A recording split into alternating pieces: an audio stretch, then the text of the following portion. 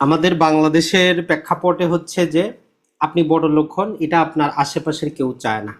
আপনি তাদের সমান থাকেন, তারা আপনার জন্য হ্যাপি। যখনই তাদের ক্রস করতে চাবেন তখনই আপনার সমস্যা।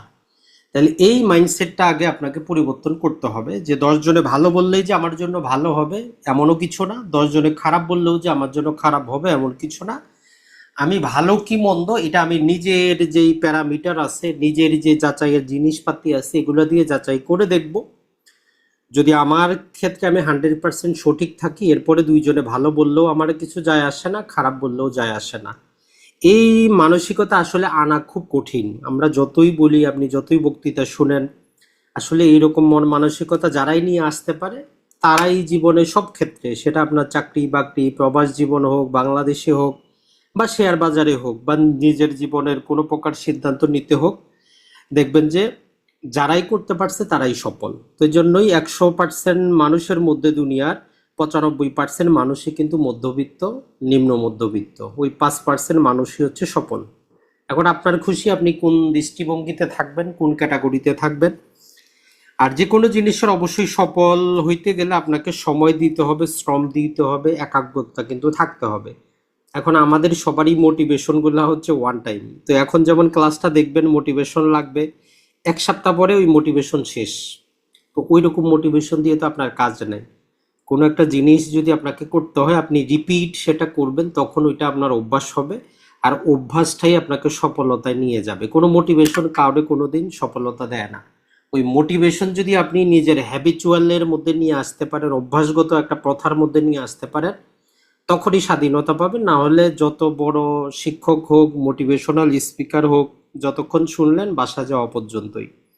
তাহলে আমরা যে কাজটা করার চেষ্টা করব, যেই মোটিভেশনটা আপনার ভালো লাগবে সেটাকে চাবেন যে নিজের একটা অভ্যাসে পরিণত করতে। যদি করতে পারেন অবশ্যই সফল হবেন, এটাই আমরা বলবো। আর যেহেতু ভিডিওটা যারাই দেখতেছেন বা যারাই আসছেন, সবার ব্যাকগ্রাউন্ড কিন্তু ভিন্ন, পড়াশোনাও ভিন্ন, দৃষ্টিভঙ্গিও ভিন্ন। আপনার কাছে যেটা সঠিক মনে হয় আমার কাছে নাও হইতে পারে। তো মূল আপনার বিবেচ্য বিষয় থাকবে যেটা, সেটা হচ্ছে আপনি যেই পরিবেশে আছেন সেই পরিবেশ থেকে আপনি নিজেকে আর্থিকভাবে কোন প্রক্রিয়ায়, কোন কোন পন্থা অবলম্বন করলে আপনি সফল হইতে পারবেন, আপনি সেটা নেবেন। সবার জন্য একটা জিনিস কিন্তু না, এই জিনিসটা মনে রাখবেন। কারণ দেখবেন যে কারোর জন্য কেউ মাইক্রোবাসে চলাচল পছন্দ করে, কারোর জন্য বাইক যথেষ্ট, কেউ সাইকেলে চলে, যার যার অভিরুচির মতো।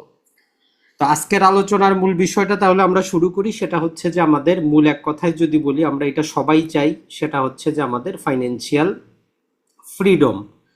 তো এর মানে কিন্তু এক কথা, এটা মানে এমন না যে আপনার অডেল টাকা থাকবে, যখন খুশি যেভাবে খুশি ব্যয় করবেন, এটার অর্থ কিন্তু এটা না। এটা হচ্ছে আপনি যেই অবস্থায় আছেন, যেই পরিবেশে আছেন, ওই পরিবেশে যাতে আপনি সচ্ছলভাবে চলতে পারেন, এটাই। বাংলাদেশের 100-র মধ্যে 95% মানুষের জীবনযাত্রা হচ্ছে, আমরা যেটা বলি, হ্যান্ড টু মাউথ। মানে যদি 1 মাস যদি সে ব্যবসা না করে, চাকরি না করে, তার কিন্তু পিছুটান শুরু হয়ে যায়। জায়গা জমি সেভিং এগুলো বিক্রি করে তাকে খাইতে হয়। এটা 100-র মধ্যে 95 জনের বাস্তবতা, সেটা আমি বলেন বা আপনি বলি। তাহলে এমন কিছু করা যায় যেটার মাধ্যমে আপনি 1 মাস কেন, যদি 1 বছরে আপনি অসুস্থ থাকেন, বাইরে থাকেন, কাজ না করেন, আপনার যাতে টেনশন না হয়, আপনার যাতে স্বাভাবিক যে জীবনযাত্রা সেটা যাতে কন্টিনিউ করে, এরই নাম হচ্ছে কিন্তু আসলে ফাইন্যান্সিয়াল ফ্রিডম। তার মানে যারাই চিন্তা করতেছেন যে ফাইন্যান্সিয়াল ফ্রিডম মানে আপনি বড় বড় মার্সিডিজ গাড়ি নিয়ে ঘুরবেন, আইফোন হাতে নিয়ে ঘুরবেন, এটা কিন্তু না। দেখবেন যে আমরা যারা মুসলিম আছেন, আপনি কোরআনেও পড়বেন যে আল্লাহ যাকে ইচ্ছা করে তাকে অডেল দেয়। তো আপনাকে অডেল নাও দিতে পারে, কিন্তু আপনি নিজের ফাইন্যান্সিয়াল ফ্রিডম নিতে পারেন, সেখানে আল্লাহ আপনারে বাধা করে নাই। আল্লাহ বলছে যে যতটা জীব আছে দুনিয়াতে সবার রিজিকের ব্যবস্থাটা করছে। তো এই জন্য আপনার দায়িত্ব হচ্ছে আপনার পক্ষে যতটুকু মেধা জ্ঞান দেওয়া হয়েছে এটারে আপনি কাজে লাগান, নিজের আর্থিক সচ্ছলতা নিয়ে আসেন। আর আপনার কপালে যদি থাকে, ওই যে অডেল আপনার কাছে আসবে। তো এইটাই হচ্ছে আমাদের আর্থিক স্বাধীনতার ডেফিনেশন। এর বাইরে যদি কেউ অন্য কিছু বুঝেন তাহলে আপনারটা আপনার কাছে, আমাদের উদ্দেশ্য হচ্ছে এতটুকুই। এখন আসি আমরা আধুনিক জীবনযাত্রা, যেহেতু সোশ্যাল মিডিয়া সবাই ব্যবহার করি, বিশ্বের কোথায় কি হচ্ছে, কারা কি করতেছে, আমরা ফেসবুকে বা ইউটিউবে বা বিভিন্ন সংবাদ মিডিয়ায় কিন্তু দেখি। তো এখনকার আধুনিক যুগে যেই ট্রেন্ড যেটা চলতেছে, মানে যেটা সবার কাছে জনপ্রিয়, সেটা হচ্ছে যে ফায়ার, মানে হচ্ছে আপনি ফাইন্যান্সিয়ালি ইন্ডিপেন্ডেন্ট হবেন, রিটায়ার্ড করবেন আর্লি। তো এখানেও আমরা বাংলাদেশে কি জানি, সরকারি চাকরিজীবীরা 59 বা 60 বছরে কি করে অবসর নেয়, তারপরে তারা এই যে নাতি পুতির সাথে সময় কাটায়। আসলে রিটায়ার্ড মানে এইটা না। রিটায়ার্ড বলতে জীবনে কিছুই নেই, যতদিন দুনিয়াতে আছেন আল্লাহ বলছে আপনারা কাজ করে খাইতে। রিটায়ার্ড বলতে ইসলামিক কোনো কনসেপ্টই নেই। যতদিন জীবিত আছেন কাজ করে খাবেন, ধর্মীয় কাজ করবেন, সামাজিক করবেন, ব্যক্তিগত কাজ করবেন, এটাই হচ্ছে ইসলামের নিয়ম। কিন্তু এইখানে যে রিটায়ারমেন্টের কথা বলতেছে সেটা হচ্ছে যে আজকে যেমন যারা প্রবাসী আছেন বা একটা সরকারি চাকরি করেন, আপনি ব্যবসা করেন, সকাল 9টা বাজার আগে আপনার অফিসে যাইতে হয়, প্রবাসীদেরকে 6টায় উঠাই তারা কি করতে হয়, ডিউটিতে যাইতে হয়। এই যাওয়াটা যাতে আপনার ইচ্ছার উপর নির্ভর করে। এখন কিন্তু আমরা অনিচ্ছা সত্ত্বেও যাইতে হয়, কিছু করার নাই, যাইতে হবেই। তো এইখান থেকে মুক্তির নামই হচ্ছে রিটায়ারমেন্ট। রিটায়ারমেন্ট মানে এমন না যে আপনি শুধু খাবেন দাবেন ফুর্তি করবেন, বাবার টাকা চলবেন, এমন না। এটা হচ্ছে আপনি সেই কাজটাই করবেন যেটা আপনার ভালো লাগে, যেখানে আপনার ক্রিয়েটিভিটি আছে, আর যার জন্য আপনার ফ্যামিলি অথবা আপনার উপর যারা নির্ভরশীল এরা যাতে কোনোভাবে হ্যাম্পার না হয়, ক্ষতিগ্রস্ত না হয়, ওই টাকা পয়সাটা যাতে আপনার থাকে। তো এই থাকার নামই হচ্ছে আমাদের আর্লি রিটায়ারমেন্ট। আশা করি এই কনসেপ্টটাও আপনাদের ক্লিয়ার হয়েছে, যে আমরা বলতেছি না যে আপনি চাকরি বাকরি ছেড়ে দেন, আপনি বসে বসে খান, এটা কেউ বলে না। আর যারা মুসলিম, মুসলিম ধর্ম তো কোনোভাবেই এটাকে সমর্থন করে না। আপনি যতদিন জীবিত আছেন, আপনার শক্তি আছে, আপনি কাজ করে খাবেন। আমাদের সমাজে যেটা হয় যে ছেলেকে বিদেশ পাঠায়, বাবা কি করবে, সারাদিন ঘুরবে ফিরবে, ছেলের টাকায় খাবে। এটা কখনো ইসলাম জায়েজ করে না। আপনি ছেলে হিসাবে কখনোই ঠেকা পড়ে নাই যে আপনার বাবাকে আপনি কি করতে হবে, যে কর্মক্ষম আছে, জীবনেও না। আপনি আরব দেশে দেখবেন, আরব সংস্কৃতিতে দেখবেন, যেখানে কর্মক্ষত আছে সে কাজ করে খাবে, এটাই হচ্ছে কথা। সেটা ভিন্ন জিনিস, তার দরকার, অসুস্থ হয়েছে, চলতে পারতেছে না, অবশ্যই আপনার দায়িত্ব আছে, আপনি নিবেন। কিন্তু আমাদের বিশেষত যারা প্রবাসী আছে এদের সমস্যা হয়ে যায়, দেশের বাইরে আসলে টোটাল ফ্যামিলিটা তখন ওই এক ব্যক্তির উপর নির্ভর করে চলে। এখন এই বেচারা চাকরি থাক না থাক, গাধার মতো কাজ করুক, কেউ দেখার বিষয় না। তো এই জন্য নিজের উপর বার্ডেন নেওয়ার কোনো দরকার নাই। আপনি সেই জায়গাটাই আপনি নিবেন যতটুকু আপনার দায়িত্বের মধ্যে পড়ে। অযথা অযাচিত কারো দায়িত্ব নিতে যাবেন না। আমাদের যারা মতো অসংখ্য প্রবাসী আছে, নিজের ফ্যামিলির বাইরেও গোটা গ্রামের মধ্যে যারা আছে, অযাচিত হস্তক্ষেপ করে আর বলে যে ভাই সারা জীবন বিদেশ করলাম, 40 বছর বিদেশ করলাম, কিছু করতে পারি নাই। তো আপনার যেটা দায়িত্ব না, আপনার যেটা কর্তব্য না, যেটা আপনার ধর্ম বলে নাই, আইন বলে নাই, তো সেটার মধ্যে আপনি গেছেন, আপনার কিছু করার নাই। তো এই জিনিসগুলো আসলে আমরা স্কুলে তো কোনোদিন পড়ি নাই, বড়রাও আমাদের কোনোদিন পড়ায় নাই। সবাই বলছে দায়িত্ব পালন করো, আপনিও দায়িত্ব পালন করছেন। তো দায়িত্ব পালন আপনি অবশ্যই করবেন। একটা জিনিস মনে রাখবেন, ধর্মীয়ভাবে আপনার দায়িত্ব থাকলে অবশ্যই পালন করবেন, নাইলে পরকালে জবাবদিহি করতে হবে। রাষ্ট্রীয় দায়িত্ব থাকলে সেটা অবশ্যই পালন করবেন, নাইলে আইনের কাছে অপরাধী হবেন। এর বাইরে আপনার অযাচিত হস্তক্ষেপ করার কোনো দরকার নাই। আর আপনি করতে পারেন কখন, যখন আপনার অডেল আছে তখন আপনি করেন, সমস্যা নাই। এইটা আমরা আরেকটা কনসেপ্ট মাথায় নিব, যে আর্লি রিটায়ারমেন্ট মানে এই না যে আমি বসে বসে খাবো। আমি তখন নিজের পছন্দের কাজ করব, নিজের ক্রিয়েটিভিটি করব। সমাজ সেবা করেন, ধর্মীয় কাজ করেন। এখন আপনার তো সকাল থেকে সন্ধ্যা হইতেই চলে যায় জীবনটা, যে কিভাবে আমার মাসটা চলবে। এখন চলে আসি, আমরা যদি এগুলাকে যদি একদম ইন শর্টে অল্প কথায় যদি নিয়ে আসতে চাই, সেটা হচ্ছে মোটামুটি কয়েকটা শব্দ আমরা আনতে পারি। এই আর্থিক স্বাধীনতা কিন্তু আপনি জন্ম থেকে পাবেন না, সেটা ভিন্ন জিনিস যারা রাজপুত্র আছে।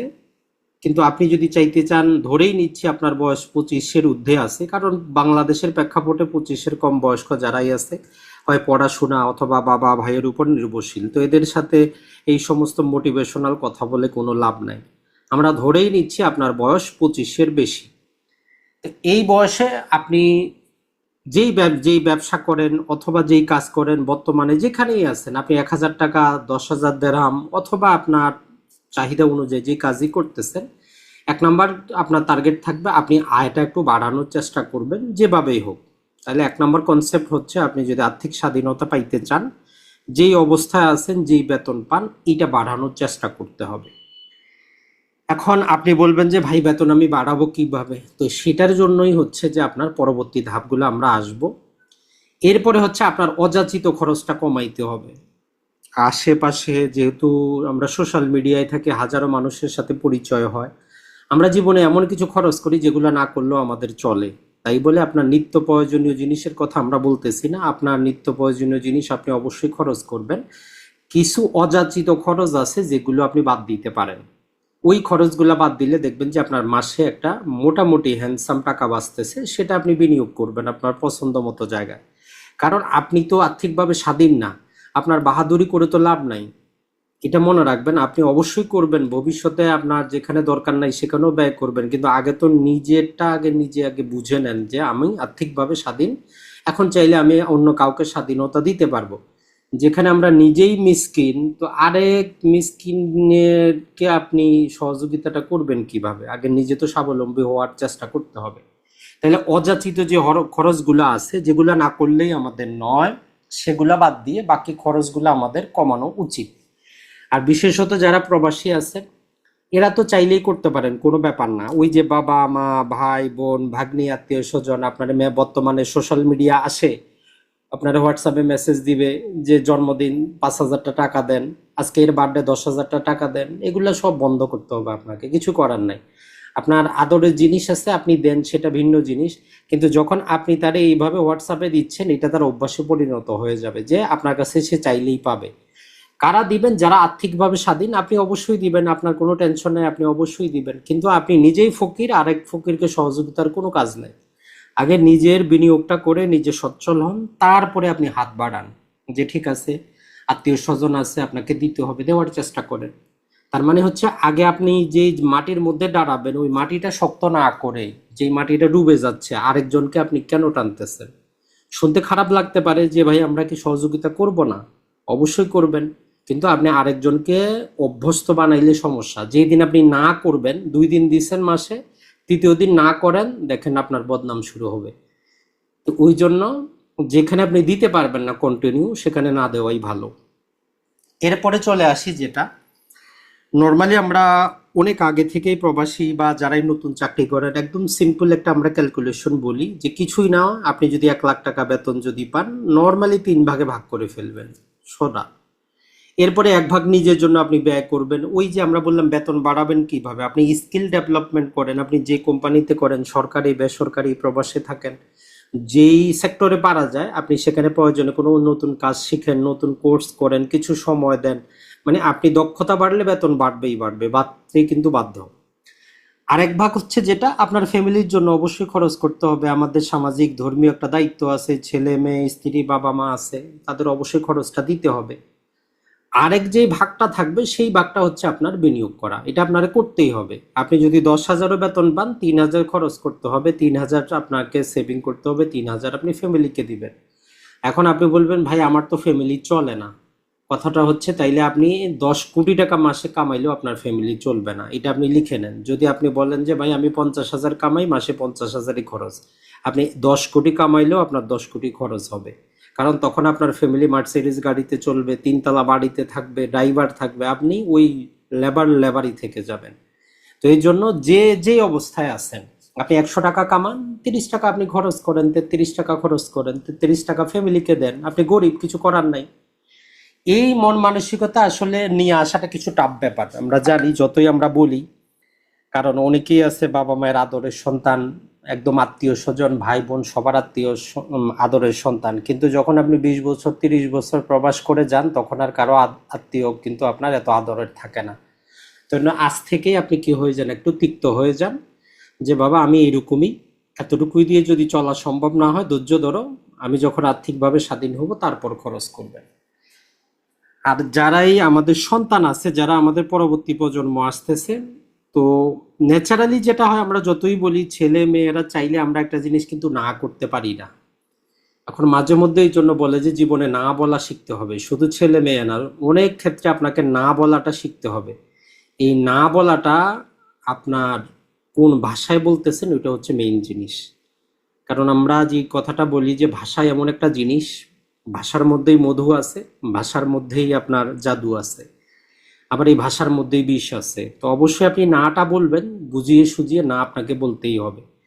না হইলে যতটুকু, অন্তত আমার ব্যক্তিগতভাবে আত্মীয় স্বজনে পরিচিত যারাই প্রবাসী আছেন, যারাই আজকালকার ছেলে মেয়ে বড় হয়েছে, যাদের বয়স ধরেন যে 18, 19, 20, 22, 25 বছর, বাচ্চা কাচ্চাদেরকে কোনোদিন না করে নাই, কিন্তু আজকে সে তার না করার কোনো সুযোগই নেই। টাকা না থাকলেও সে তাকে দিতে হচ্ছে, কর্জ করে হইলেও দিতে হচ্ছে, সহপাঠী থেকে নিয়ে হইলেও দিতে হচ্ছে। তো এইরকম করে আপনার লাভ কিন্তু হবে না। মনে রাখবেন, ইসলামে কিন্তু বলে না যে আপনার ছেলে মেয়ে যারা সাবালক হইছে এদেরকে দায়িত্ব, আপনার কোনো দায়িত্ব নেই। ইসলামিকভাবে সাবালক ছেলে মেয়ের খরচাপাতির কোনো দায়িত্ব ইসলামে দেয় নেই। সে সাবালক হইছে, সবকিছু বুঝে ধীরে ধীরে তার কাজটা তারে করতে হবে। এখন আমাদের বাংলাদেশে তো ওই সংস্কৃতি নাই, কিন্তু আপনারে ধীরে ধীরে চালু করতে হবে। ঠিক আছে, আপনি ভিন্ন জিনিস তাকে পড়াশোনা করাচ্ছেন, কোর্স করাচ্ছেন, যতটুকু প্রয়োজন দিবেন, কিন্তু এডিশনাল দিয়ে আপনার জীবন ক্ষতিগ্রস্ত করার কোনো মানে নেই। ধর্মীয়ভাবে আপনারা কোনো বলে নাই যে আপনার অ্যাডাল্ট একটা ছেলে যে নিজে ইনকাম করে চলতে পারে, কাজ করে চলতে পারে, তারে খাওয়ানোর আপনার কোনো দায়িত্ব নেই। কিন্তু অসংখ্য প্রবাসী ভাই আছে, ওই যে 25-30 বছর হয়েছে বেকার পড়ে আছে, মাসে মাসে ছেলের জন্য আপনারা টাকা পয়সা পাঠাইতে হয়। এখন না দিলে আপনার জীবন শেষ। তো এই সমস্ত জিনিসগুলো আমাদের কিন্তু বুঝতে হবে যে কোথায় আপনার ধর্মীয় দায়িত্ব আছে, কোথায় নাই, কোথায় সামাজিকতা আছে, কোথায় নাই। তো বিষয়গুলো শুনলে হয়তো অনেকেরই খারাপ লাগবে যে ভাই তাহলে কি আমরা সমাজে থাকবো না? অবশ্যই থাকবেন। আর্থিকভাবে স্বাধীন হইলে আপনি সবাইরে দেন, কেউ বাধা করে নাই। পুরা গ্রামের মধ্যে যারা গরিব আছে তাদেরকেও আপনি দেন, নাম হবে, ডাক হবে, এমপি প্রার্থী হন, মন্ত্রী হন, কোনো সমস্যা নেই। আমরা এখানে আলোচনা করতেছি আপনি ফাইন্যান্সিয়ালি আপনি ফ্রিডম নিতে চাচ্ছেন, ওই জন্যই কথাগুলা বলা। তো কারো ব্যক্তিগতভাবে কেউ নিবেন না, জাস্ট আমরা বললাম, আমরা ধরেই নিচ্ছি আপনি অসচ্ছল। সচ্ছল হইলে আপনি সবাইকে দেন, দায়িত্বের চাইতেও বেশি করেন, সেখানে আমরা না কিন্তু করি না। এখন আসি আমরা যে জিনিসটা, সেটা হচ্ছে যে আপনি যে টাকাটা সঞ্চয় করতেছেন 1/3 টাকা, নর্মালি আমরা কি করি, বা আমি নিজেও যেটা করেছি, আমারও আজকে কর্মজীবন বলতে গেলে প্রায় 15 বছর। তো এমনও ছিল যে যেটা বলতে পারি যে অ্যাকাউন্টে 5, 10, 15 লাখ টাকা পড়েছিল, কোনো একটা সুযোগ না আসলে কিছু করার নাই। কারণ আপনি যে এক জায়গায় করবেন আপনারও তো জানতে হবে যে এই জায়গায় আমি বিনিয়োগ করতে পারবো, টাকাটা হারায় যাবে না। তো এরকম অসংখ্য প্রবাসীও আছেন যার অ্যাকাউন্টে 6, 7, 8, 10 লাখ টাকা পড়ে আছে, সে চিন্তা করতেছে আমি কি করব। তো এই জন্য আপনাকে অবশ্যই ওই সঞ্চয়টাকে যে কোনো একটা বিনিয়োগে লাগাইতে হবে। এখন বিনিয়োগটা নানা প্রকার জায়গায় হইতে পারে। যদি আপনার ওইরকম পরিবেশ থাকে আপনি কি করতে পারেন, সরকারের সঞ্চয় স্কিমে নিতে পারেন, বন্ড নিতে পারেন, শেয়ার নিতে পারেন, জায়গা জমি নিতে পারেন, আশেপাশে ভালো কৃষি জমি নিতে পারেন, গোল্ড নিতে পারেন। মূল কথাটা হচ্ছে ওই সঞ্চয়টাকে কোনো না কোনো একটা বিনিয়োগে আপনারা লাগাইতে হবে। এখন কোনটাতে আপনি লাগাবেন, যে বিষয়ে আপনি একটু জানেন ওই বিষয়ে লাগাবেন। ওই করিম সাহেব, রহিম সাহেব, আপনার চাচা কি বললো, ওইসব কথাবার্তা দিয়ে লাগায় কিন্তু লাভ হবে না। তাহলে যেই টাকাটা আপনার আছে ওইটা আপনি জেনে শুনে বুঝে যে কোনো একটা বিনিয়োগে আপনি সেখানে বিনিয়োগ করবেন। এখন বলবেন যে ভাই বিনিয়োগ না করলে কি হয়, আমার সেভিং অ্যাকাউন্টে থাকলে কি হবে? তো এটা আমাদের প্রথম আগের কোর্সে আমরা বলেছিলাম যে দ্রব্যমূল্যের ঊর্ধ্বগতি বলে একটা কথা আছে, আর যেটা বর্তমান বাংলাদেশে প্রায় 8%-এর উপরে, তারপরে অ্যাভারেজে আমরা 8% দেখি। আর যে স্বাধীনতার পর থেকে যদি আমরা দেখি, 1971 সাল থেকে যদি আজ পর্যন্ত দেখি, গড় করলে প্রায় 6% হচ্ছে দ্রব্যমূল্যের ঊর্ধ্বগতি বাংলাদেশের প্রেক্ষাপটে। মানে আজকে যে জিনিসটা 100 টাকা কিনতে পারবেন, আগামী বছর কিনতে 106 টাকা লাগবে। এখন এই সেভিং অ্যাকাউন্টে আপনাকে দিচ্ছে কত, 3, 4, 5, ম্যাক্সিমাম হয়তো কোনো একদম দুর্বল যেগুলো দেউলিয়া হয়ে যাবে তারা 6% দেয়। এখন আপনার টাকাটা আপনি কি করতেছেন, নিজেই ক্ষতি করতেছেন। তো এটা করা যাবে না। তাইলে আপনার টাকাটা এমন একটা জায়গা আপনারা রাখতে হবে যাতে অ্যাটলিস্ট অন এভারেজে 6%-এর উপরে আপনার সেখান থেকে আসে, না হলে আপনার টাকাটা ক্ষতি হচ্ছে। তো এই কাজটা আমাদেরকে কেউ কিন্তু কোনোদিন বুঝায় নাই। আপনাদের কথা আমি জানি না, আমার নিজেকেও আজ থেকে যদি 3 বছর আগেরও চিন্তা করি, কেউ কোনোদিন বলে নাই যে এরকম একটা জিনিস আছে যার কারণে টাকাটার ক্ষতি হয়। তো আজকে সোশ্যাল মিডিয়ার যুগ, বা ইউটিউব বা ফেসবুকের কল্যাণে হয়তো আপনারাও জানতে পারতেছেন, বা আমরাও আরো অসংখ্য নতুন কিছু জানতে পারতেছি। তো ওই জন্য বলে যে জ্ঞান অর্জনের কোনো কিন্তু শেষ নাই। আপনি যত বড়ই শিক্ষিত হন, বা আমিও যত বড় শিক্ষিত হই, প্রতিদিন নতুন নতুন স্কিম আসবে, নতুন নতুন জায়গা আসবে, নতুন নতুন ফ্যাক্টর আসবে। ওই জন্য নিজেকে একটু এডুকেট রাখতে হবে। আর পড়াশোনা যারা বেশি করেন নাই, দুঃখের কোনো কারণ নাই। বিশ্বের যারা বিলিয়নিয়র ম্যাক্সিমামই হচ্ছে আন্ডার গ্রাজুয়েট, মানে অনার্স করে নাই। কারণ হচ্ছে অনার্স করলে আপনি কোটিপতি হইতে পারবেন না, কারণ পৃথক মানুষের থিওরি পড়ে কোনোদিন জীবনে সফল হওয়া যায় না। তো এই জন্য আমরা যারা বাংলাদেশে যে এই যে রবীন্দ্রনাথ ঠাকুর বলেন, কাজী নজরুল বলেন, তাদের বিষয়ে বিশ্ববিদ্যালয়ে পড়ানো হয়, তারা নিজেরাই বিশ্ববিদ্যালয়ে পড়ে নাই। তো এই জন্য আপনি এতটুকুতেই সন্তুষ্ট থাকেন যে আপনি বাংলা পড়তে পারেন, ইংরেজি শব্দটা পারেন, এতটুকুই আপনার জীবনে যথেষ্ট। অত আপনার গ্রাজুয়েট পিএইচডির কিন্তু দরকার নেই। কিন্তু আপনার মনোবলটা সঠিক থাকতে হবে। যে কোনো একটা বিষয় আপনার কমন সেন্স, যেটা আমরা বলি বর্তমান বিশ্বে একটা কথা বলে যে পৃথিবীতে সবচেয়ে দামি হচ্ছে মানুষের কমন সেন্স। যদি কমন সেন্সটা কারো কাছে থাকে, সে কোথাও ঠকবে না। তো এই জন্য কমন সেন্স কিন্তু পাওয়া যায় না, যদিও নামটা কমন সেন্স, এটা হচ্ছে যে দুর্লভ জিনিস। আপনার আশেপাশেও দেখবেন 10 জনের সাথে মিললে 5 জনের কমন সেন্স নাই। তো এই জিনিসটা আমাদের মধ্যে নিয়ে আসতে হবে। আপনার পিএইচডিও করার দরকার নাই, শুধু কমন সেন্স ব্যবহার যদি আপনি করেন, আপনি দেখবেন যে ধীরে ধীরে আপনি গ্র্যাজুয়ালি ভালো করবেন অবশ্যই। এখন যদি আমরা এক শব্দে আরো জিনিসগুলোকে আরো যদি ছোট করে ফেলি, সেটা হচ্ছে যে আপনি আর্থিক স্বাধীনতা যদি পাইতে চান, 1 নাম্বার হচ্ছে যে মানসিক স্বাধীনতা তো লাগবে। বাংলাদেশে 100-র মধ্যে 95টা ফ্যামিলিতে ঝগড়াই হচ্ছে মানসিক সমস্যা নিয়ে, পারিবারিক সমস্যা নিয়ে, সম্পর্ক নিয়ে সমস্যাটা। আর যখন আমরা রাগে থাকি, টেনশনে থাকি, যে কোনো সিদ্ধান্ত নিতে আমরা ভুল করি। তো এই জন্য আর্থিক স্বাধীনতা পাওয়ার মেইন সূত্রটা হচ্ছে মানসিকভাবে আপনি সুস্থ থাকতে হবে, এবং যে বিনিয়োগটা করতেছেন ঠান্ডা মাথায় জেনে শুনে বুঝে ক্যালকুলেটিভ যদি বিনিয়োগ করেন, অবশ্যই অবশ্যই আপনি কি হবেন, সফলকাম কিন্তু হবে। তাহলে আপনি মানসিকভাবে যদি আপনি শান্তিতে থাকতে চান, আপনাকে যে কাজটা প্রথমে করতে হবে, একটা বললাম যে ফ্যামিলির যে খরচ, এই টেনশন থেকে আগে নিজেকে মুক্ত করতে হবে। তার মানে আপনার ফ্যামিলিতে যদি মাসে 50,000 টাকা খরচ হয়, অ্যাটলিস্ট 3 মাসের টাকা আপনি জমা রেখে দিবেন। তার মানে 1.5 লাখ টাকা আপনার এটা ফিক্স থাকলো। মানে আপনি 1 মাস অসুস্থ থাকেন, যেখানেই যান, যাতে আপনার ফ্যামিলিটা কন্টিনিউ করতে পারে। তো এটার আমরা বলতেছি যে ইমার্জেন্সি ফান্ড হিসেবে আপনি রেখে দিবেন। এইটা করা ছাড়া আপনি অন্য কোনো জায়গায় বিনিয়োগ করাটাই বোকামি। কারণ স্ত্রী, সন্তান, ছেলে মেয়ে, বাবা মা, এটা হচ্ছে মানুষের সবচেয়ে নিকটাত্মীয়। এদের জন্য আপনি দেখবেন যে আপনি কোথাও 10 লাখ টাকা বিনিয়োগ করছেন, টাকা দরকার, বিনিয়োগ ভেঙে নিয়ে আসছেন, জমি কিনছেন, বিক্রি করে দিচ্ছেন, তো লাভ তো নাই। কারণ একটা দলিল রেজিস্ট্রেশন করতে অনেক টাকা খরচ হয়, আর আপনি যখন তাৎক্ষণিক বিক্রি করতে যাবেন, মানুষ টাকা দেয় না যে কোনো জায়গায়। তো এই জন্য আপনার ফ্যামিলির যে খরচ, অ্যাটলিস্ট 3 থেকে 6 মাস আপনার অবস্থার উপর ভিত্তি করে এই টাকাটা আপনার কাছে থাকবে। এরপরে অতিরিক্ত টাকা আপনি তখন সঞ্চয়পত্র কিনেন, বন্ড কিনেন, জমি কিনেন, ব্যবসা প্রতিষ্ঠান করেন, শেয়ার বাজারে যান, ক্রিপ্টোতে যান, কোনো সমস্যা নেই। কিন্তু ম্যাক্সিমামেরই যেটা হয়, আমরা তো আরো কি করি, ব্যাংক থেকে লোন নিয়ে সেই টাকাগুলো বিনিয়োগ করি, টাকা ডবল হবে। তো এরকম জীবনেও হবে না, রাতে ঘুমও আসবে না, এটা মনে রাখবেন। তাহলে জরুরি তহবিলটা নিজেরটা নিজে সৃষ্টি করবেন, যাতে আপনি একবার বিনিয়োগ যেখানেই করেন, যাতে মাঝপথে ওই বিনিয়োগটা ভাঙতে না হয়। এটা আপনার প্রথম ধাপ। এরপরে হচ্ছে ঋণ করে কোনোদিন বিনিয়োগ করা যাবে না, এটা মনে রাখবেন। ঋণ করে আপনি ব্যবসা বাড়াইতে পারেন, লেভারেজ নিতে পারেন, মার্জিন নিতে পারেন, কিন্তু ঋণ করে কোনোদিন বিনিয়োগ করে আপনার লাভ কিন্তু হবে না, এটা মনে রাখবেন। আর আপনি যদি ধরেন যে অনেকেরই বয়সটা বেশি হয়ে গেছে, মোটামুটি 45-50 বছর হয়ে গেছে, তো তাদের আসলে সিদ্ধান্ত নিতে অনেক সমস্যা। হয়তো তার কাছে এককালীন টাকা আছে 50 লাখ 60 লাখ, এখন সে করবেটা কি? তো এই বয়সে এসে আসলে এত রিস্ক নেওয়া কিন্তু যায় না। তো এই জন্য আপনি যদি রেন্টাল ইনকামের উপর নির্ভর করতে পারেন, যেমন আপনি কোথাও ফ্ল্যাট কিনছেন, সেখান থেকে মাসে মাসে ভাড়া আসে, বাণিজ্যিক দোকান আসছে, তাহলে আপনার জন্য ভালো, ওইগুলাতে আপনি যাইতে পারেন।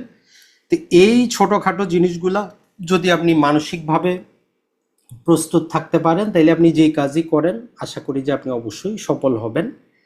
তো আমাদের আজকের যে কোর্সটা আরো মোটামুটি 3-4টা পার্ট আছে। তো আমরা জাস্ট প্রথম পার্টে আপনাদেরকে এতটুকু বোঝানোর চেষ্টা করছি যে ভাই, দুনিয়ার সব দায়িত্ব আপনার না, দুনিয়া চেঞ্জ করা দায়িত্ব আপনার না, আপনার নিজের দায়িত্ব। আপনার নিজে মানসিকভাবে আগে শান্তিতে থাকবেন, নিজের যতটুকু ধর্মীয় দায়িত্ব প্লাস সামাজিক এবং আইনগত দায়িত্ব, অতটুকুর মধ্যেই সীমাবদ্ধ থাকেন। কারণ কারো জীবন চেঞ্জ করার দায়িত্ব আপনার না, আপনার জীবনটা আপনার মতো করে চালানোই হচ্ছে আপনার দায়িত্ব। আর যখন আপনি নিজেরটা ভালো করে চালাইতে পারবেন, তখন আপনাকে দেখেই আরো 10 জন অটোমেটিক চেঞ্জ হবে। তো এই জন্য কাউকে চেঞ্জ করতে যায় অযথা নিজের সময়, শ্রম, টাকা পয়সা নষ্ট করার কোনো মানে নেই। নিজেকে আগে আপনি চেঞ্জ করেন, আপনাকে দেখে অটোমেটিক মানুষ চেঞ্জ হবে। এই চিন্তাধারা নিয়ে যদি আমরা আগাই, আশা করি যে আমরা ভালো করতে